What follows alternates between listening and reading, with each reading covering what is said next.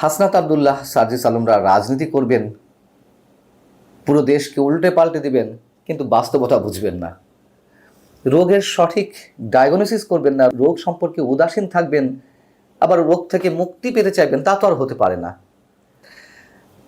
তারা রাজনীতি করবে কিন্তু ফ্যান্টাসিতে ভুগবেন।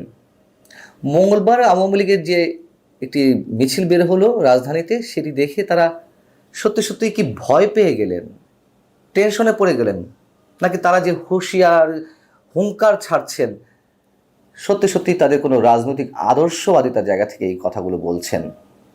তাদের রাজনৈতিক আদর্শ কি, সেটাই তো আমরা বুঝতে পারছি না, কিন্তু তারা হুঙ্কার ছাড়ছেন। সত্যি কথা বলতে আওয়ামী লীগ বিরোধিতাই তাদের রাজনীতির মূল আদর্শ।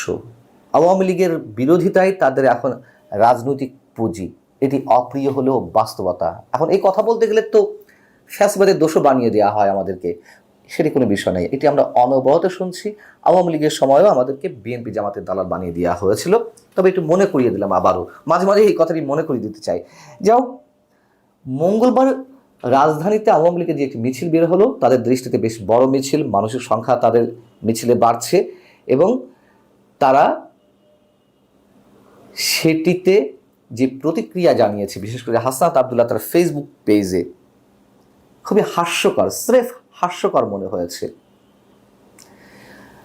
আওয়ামী লীগের বিরুদ্ধে হাজারো অভিযোগ অবশ্যই মানুষের রয়েছে। আওয়ামী লীগের যে কর্তৃত্ববাদী আচরণ, নানান ধরনের অভিযোগ তাদের বিরুদ্ধে, নিশ্চয়ই অস্বীকার করার কিছু নেই। কিন্তু আওয়ামী লীগ যে পথে হাঁটছে, তারাও কি সেই পথে হাঁটছে না? আওয়ামী লীগের রাজনৈতিক যে আদর্শ ছিল, তারা তো সেই রাজনৈতিক আদর্শটিই পোষণ করছে। 5 আগস্ট গণ অভ্যুত্থানের পরপরই সপ্তাহ দুয়েকের মাথায়, আপনারা সার্চ করলে এখনও পাবেন, যে আমি বাড়িয়ে বলছি কিনা, সপ্তাহ দেড় থেকে সপ্তাহ দুয়েকের মাথায় আমি স্পষ্ট করে বলেছিলাম, এই ছাত্র সমন্বয়কদের যে বিতর্কিত কর্মকাণ্ড, যে অপকর্ম, তা আওয়ামী লীগকে ওয়েলকাম জানানো হচ্ছে এক অর্থে। তাদের অপকর্মের কারণে আওয়ামী লীগের অপকর্মগুলো ম্লান হয়ে যাচ্ছে। বিএনপি জামাত জোট সরকারের সময় হাওয়া ভবনের দুর্নীতি, কিংবা সংখ্যালঘুদের উপর নির্যাতন এবং টেন্ডারবাজি, দখলবাজি, সন্ত্রাস, যা কিছু হয়েছে, মানুষ তো ভুলে গিয়েছিল আওয়ামী লীগের অপকর্মের কারণে। আবার আওয়ামী লীগের অপকর্মগুলো বর্তমান অন্তর্বর্তী সরকারের বিভিন্ন বিতর্কিত কর্মকাণ্ড, 71কে অস্বীকার করা সহ আরও ভয়ঙ্কর যে কথাবার্তা বা তাদের অ্যাক্টিভিটিস, এবং এই ছাত্র সমন্বয়কদের যে ঔদ্ধত্য, তার কাছে আওয়ামী লীগের সব ধরনের বিতর্কিত কাজ মানুষের চোখের সামনে থেকে মুছে যাচ্ছে। এবং আওয়ামী লীগ বিরোধিতা, যেমন আমি বলছিলাম যে এই ছাত্র সমন্বয়কদের রাজনীতির একমাত্র পুঁজি, শুধু আওয়ামী লীগ বিরোধিতা নয়, আমার মনে হয় আওয়ামী লীগের রাজনীতি তাদের আদর্শ। আওয়ামী লীগ যা যা করে গেছে, এখন তারা তাই করছে, জোর করে মানুষের কথা বলা বন্ধ করে রাখছে। এবং ওই যে বলছিলাম, এখন কেউ তাদের সমালোচনা করলেই আবার তাদেরকে ফ্যাসিবাদের দোষর বানিয়ে দেওয়া হচ্ছে। এগুলোর কারণে তো আওয়ামী লীগের বিরোধিতা দিনে দিনে পুঞ্জীভূত হচ্ছিল মানুষের মনে। তো মঙ্গলবার যখন আওয়ামী লীগের মিছিলটি বের হলো, তার পরিপ্রেক্ষিতে হাসনাত আবদুল্লাহ তার ফেসবুকে একটি পোস্ট দিয়েছেন, আপনারা অনেকেই শুনেছেন। তারপরে একটু আমাদের সামনে তুলে ধরি। তিনি বলছেন যে, যেদিন থেকে আমাদের আওয়ামী বিরোধী অবস্থান এবং কম্প্রোমাইজের রাজনীতির বিরোধী থেকে শিষ্টাচার বহির্ভূত বলা শুরু হয়েছে, সেদিন থেকে আওয়ামী লীগের মিছিল বড় হতে শুরু করেছে। যারা কম্প্রোমাইজের রাজনীতি করছেন, তাদের সতর্ক করছি, অতি শিগগিরই আওয়ামী লীগ নিয়ে সিদ্ধান্তে আসুন, না হলে আপনারা করবেন কম্প্রোমাইজ রাজনীতি, আর আমি করব শিষ্টাচার বহির্ভূত রাজনীতি। আমি শিষ্টাচার বহির্ভূত রাজনীতি বা আচরণ শুরু করলে নিতে পারবেন না, সাবধান হয়ে যান। কাদের তিনি সাবধান করছেন? তিনি কি শিষ্টাচার বহির্ভূত আচরণ করবেন, মানে কিসের ভয় দেখাচ্ছেন তিনি? এটা রাজনীতি, এটা গণতন্ত্র, এটা 24শে চেতনা। 24শে চেতনা কি ছিল? বরং 24শে চেতনায় যে মানুষ রক্ত দিয়েছে, তাদের রক্তের সাথে বেইমানি করা হচ্ছে। এই ছাত্র সমন্বয়ক বা সরকার বেইমানি করছেন। 24শে চেতনা কি ছিল?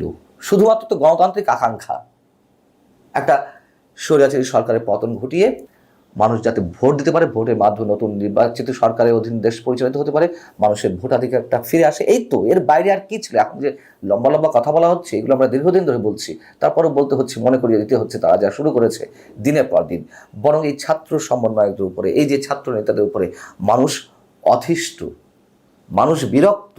গত 8 মাসে যা কিছু হয়েছে, মব ক্রিয়েট করা থেকে শুরু করে চাঁদাবাজি যে অভিযোগ, মানুষের চাকরি খাওয়া, মানুষের চাকরি থেকে বের করে দেওয়া, সাংবাদিকদের হুমকি দেওয়া, এমন কিছু নেই যা ঘটেনি।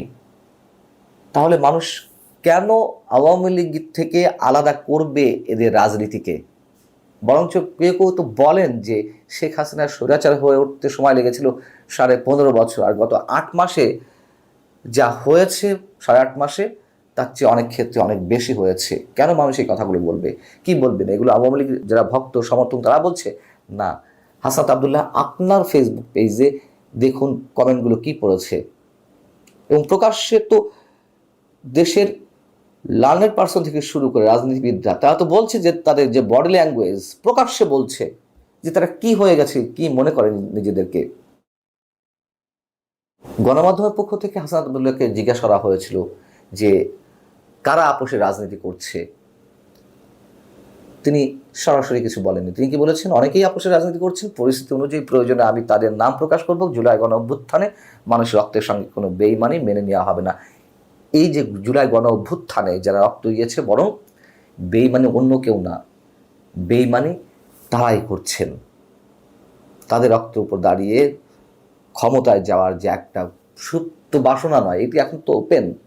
তারা ক্ষমতা কেন্দ্রে রাজনীতি করছে, ক্ষমতা কেন্দ্রে রাজনীতি করছে বিদায় ক্ষমতার উচ্ছিষ্ট তারা ভোগ করছে, এই জন্য তারা নির্বাচন হতে দিতে চায় না। তারা ভালো করেই জানে যে নির্বাচনে দাঁড়ালে কয়টা আসন তারা জিততে পারে, একটাও পাবে না, একটাও না। এটি তো আমার কথা নয়, বিভিন্ন জনের মুখ থেকে বেরিয়ে হয়ে আসছে। এবং আওয়ামী লীগকে রাজনীতি নিষিদ্ধ করলেই কি সব সমাধান হয়ে যাবে?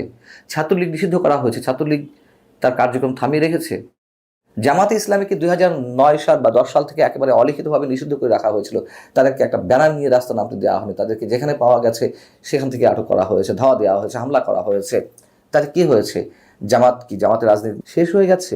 বরং জামাত আরো সংগঠিত হয়েছে, আরো 4 গুণ 5 গুণ শক্তিশালী হয়েছে। আন্তর্জাতিক গণমাধ্যম ডিপ্লোম্যাটের একটা উদাহরণ এর আগে আমি অনেকবার দিয়েছি, যেখানে 2009 সালে জামাতের রোকন সদস্য ছিল মাঠ পর্যায়ে 15,000, সেটি 2024 নির্বাচনের আগে 2023 সেপ্টেম্বর এসে সেটি দাঁড়িয়েছিল 73,000-এ। আওয়ামী লীগ নিষিদ্ধ করলে তারা এরকম রাজনীতি করবে না, এরকম অ্যাক্টিভিটিস চালাবে না? এত সহজ রাজনীতি এতই শেষ করে যায় মানুষকে? বিএনপি আওয়ামী লীগের রাজনীতি এই বাংলাদেশ থেকে মানে সমূলে উৎপাদন করা সম্ভব কখনো? এবং তারা আরও শক্তিশালী হবে। এর প্রমাণ তো আমাদের সামনে আছে। গত 16 বছর বিএনপি যেভাবে আক্রমণ, হামলা, মামলার শিকার হয়েছে, বিএনপি শক্তিশালী হয়নি? 75 পরে আওয়ামী লীগ তো এক প্রকার নিষিদ্ধ ছিল, সেই আওয়ামী লীগ শক্তিশালী হয়নি? জামাতকে যে 2024 5 আগস্ট আগে, অর্থাৎ 2 তারিখের দিকে নিষিদ্ধ করা হলো নির্বাহী আদেশে, জামাত শেষ হয়ে গেছে, তখন তো আমরা প্রতিবাদ করেছিলাম। এসব বলে কোনো লাভ নেই। এগুলো করে কেবল রাজনৈতিক উত্তেজনা ছড়ানো হবে, কাজের কাজ কিছু হবে না। এবং এইভাবে যারা হুঙ্কার হুঁশিয়ারি দিয়ে মানে বলে না যে ফাঁপা কলস বাজে বেশি, তেমনটা দেখা যাচ্ছে। এগুলো বেশি দিন টেকে না, এবং আপনাদের রাজনীতি কতদিন থাকবে সেটা নিয়েও মানুষ এর মধ্যে ফোরকাস্ট করা শুরু করে দিয়েছে। অতএব আপনাদের এই যে ছাত্ররা, যেই ছাত্র রাজনীতির মধ্য দিয়ে মানে ছাত্রত্বের মধ্য দিয়ে তারা যে আন্দোলনটি করলো, একটা কথা বলেছে আজ পর্যন্ত, শিক্ষার পরিবেশ সুষ্ঠু করতে, শিক্ষাক্রম নিয়ে, পাঠ্যক্রম নিয়ে, সিলেবাস নিয়ে, শিক্ষার মান উন্নয়ন নিয়ে, শিক্ষার বাজেট নিয়ে, সব কিছুই মানুষের কাছে এখন ভাওতাবাজি মনে হয়, সবার সব কিছু।